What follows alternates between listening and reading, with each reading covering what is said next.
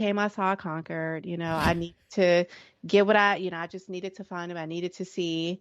And now I'm over it. Like I'm moving on with my life. That piece of the puzzle is, it's put in its place and I'm complete and, whatever. And just recently with my goddess bath, I realized that I'm fucking angry and pissed at him because after I did do all what I did to like find him, and it first of all seemed like he was looking for me. And second of all, like now that you know I exist and you have access to me, like you're not even gonna Reach check out. on me or, Yeah. anything. And so yeah, it was just feelings of like rejection and just him being absent. I never was honest with myself about like how I felt. And I kind of like suppressed it and I didn't even know that it was like in me, but yeah, it was definitely there and I just realized that I was or just was honest with myself about that anger that I have and that I need to kind of sit in that sadness and let it Mourn do its him. thing. Yeah, Yeah. mourn him. Hmm. Mm. So, let me ask you a question. Like, he's alive, but do you, I guess, from a feelings perspective, do you feel the same way like you felt when you broke up with your first love?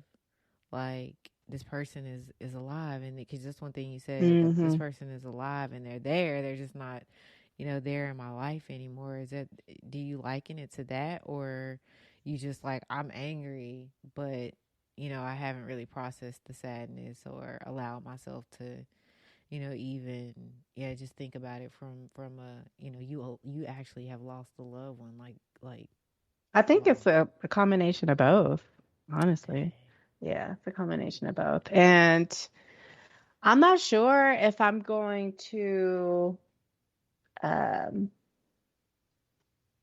tell him how I feel, you know, like call him up and physically tell him how I feel, or if I'll do it just energetically. I think I'm probably gonna call his ass and Cause I let him mean, it's know. been a while, right? I mean, like, Girl, it's been 12 years. 12 years. since you went over there. Hmm. Stop. I thought it was like maybe 6 or so. Mm-mm. Yeah. It's been 12 years. The fatties were like 10 months. Dang. That was in 2010. Yep. That's wild. That's wild. Yep. Hmm. So for me, unhealthy, the way that I've unhealthy processed grief. Every relationship, I want to say, for the past two relationships, well, the at least the last one, right? It's just been kind of avoidant, like you said, you learned your lesson, you came, you conquered, move on. And I don't know, like I thought that because the situations were just so like toxic that I didn't need to process that grief. So I just like ignored it, suppressed it, and just thought that I was moving on. And so now, like, I don't know, like I be having that feeling that like, you know, they be trying to channel my energy, um, like all the time because I didn't like for real process that grief. Like I just feel like, yeah, they be trying to channel me, and I'll be like, it's exhausting.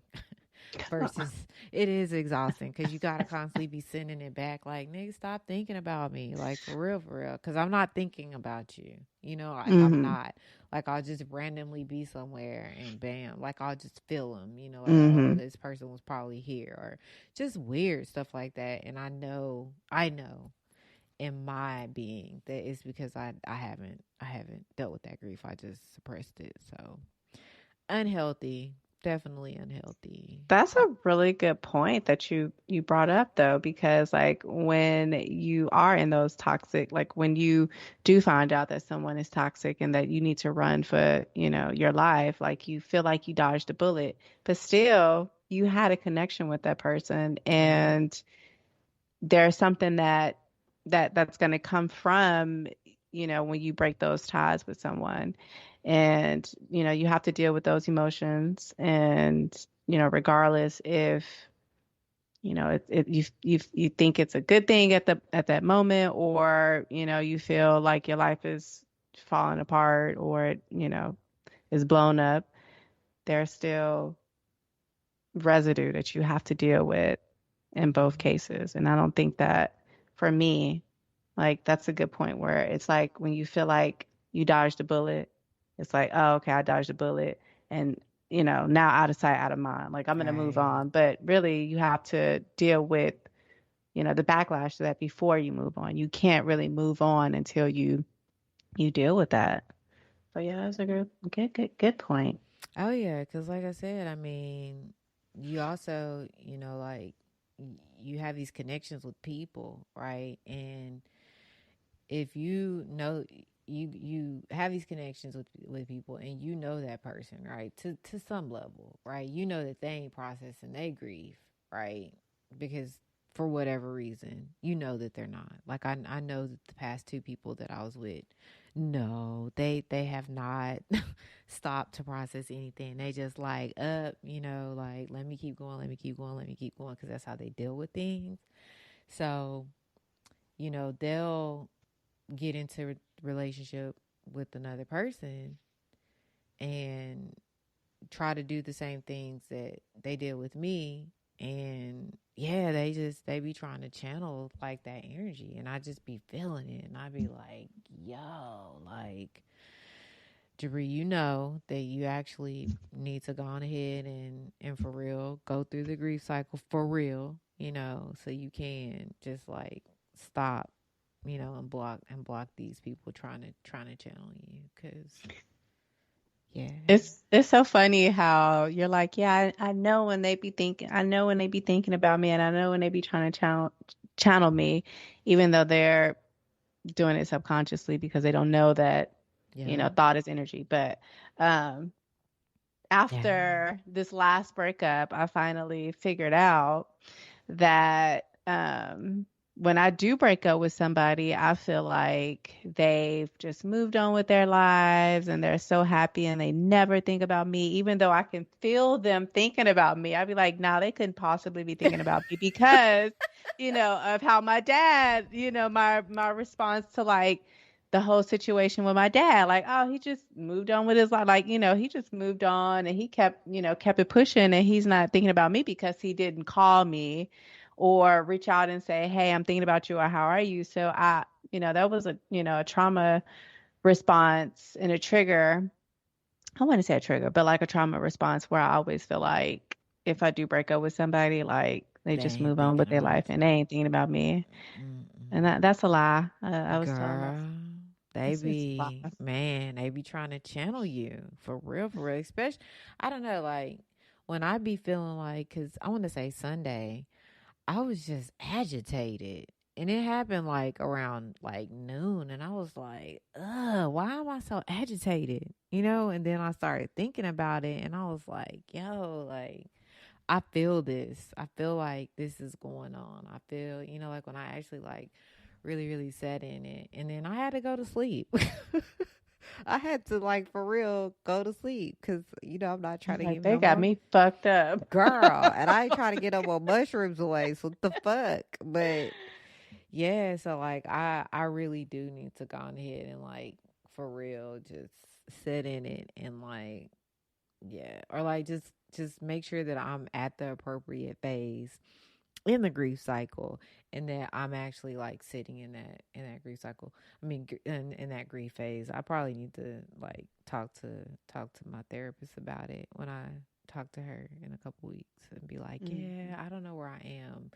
can, I think I know where I am in the overall, stages of grief. Like let's kind of talk through this, because as sometimes, like especially like, oh my god, like 2 or 3 months ago, like I could feel it, like like physically feel that pull, and now it's just really subtle, and I want to get away from it. And the crazy thing is like I used to not really believe this until here recently, but time, it has a way of healing everything, Mm-hmm.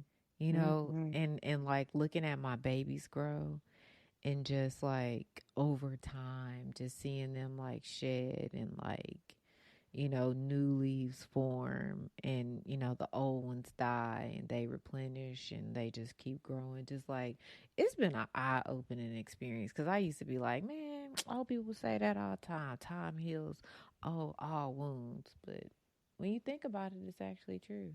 Especially like if you break something, you break a bone. I broke a bone, and like day zero, the amount of pain to like now I can actually like walk around. Like it definitely, it puts it in perspective, but you gotta constantly be like observing and watching, and like just, I don't know, just constantly like getting those gut checks, like I do with my babies, and Yeah. watching them. Mm-hmm. And just to add to your point, just like with time and like sitting in it, like it actually is a lesson for you. Like it's there, you've manifested it in your life to teach you something Yep. about yourself. And if you don't take heed to those lessons, then you'll find yourself Learning having them to like, again. retake That that test. class over and yeah, and do that test over. So, you know, sit in it, let it flow through you, analyze it, learn from it, and then push it out and recreate a higher version of yourself and then move on. Yeah, yeah, yeah, for sure. For sure. But don't be grieving and going to somebody else and fucking up their life. Man, ain't that it? That's Ain't that it? That's why I said, man, that's why I said, hey, look, I ain't got time to be trauma bonding with you, because you don't know how to appropriately communicate, because you going through something. You trying to put this on me, and I'm like, yeah, I'm going to help you. Nah, man. No, you gotta know how to sit in them corners and like process stuff. Like I say that to myself all the time. Je'Bree, maybe you need to get in that corner.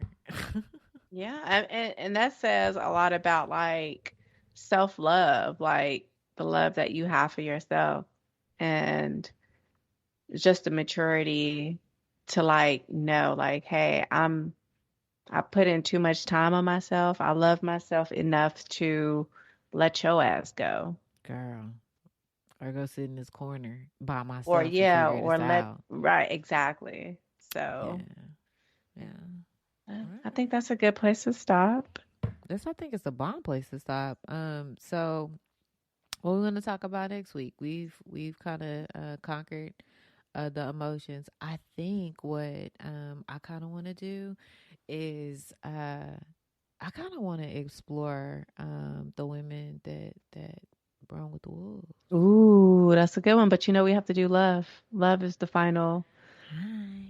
natural emotion cycle. We'll just bring it all full circle because all of those emotions that we've touched on, fear, envy, grief, and what was Love. the other one? That's it. Fear, envy. Fear, envy, anger, fear, Yeah. envy, anger, and grief. Those are all emotions that comes from love at the end of the day. So we'll bring it full circle with love, and then yeah, women. So did you finish Women Who Run with the Wolves? So I haven't yet, but I'm deep off into it, and yeah, I think Did you it. get when she talked about her like trusting your intuition and yeah, I thought Mm-hmm. about you when I was reading that. Oh, look at Yeah. that! Look at that! So next week for sure, love is definitely the topic. I don't have anything else except for have a good what day, night, week, and stay blessed. Peace. Later.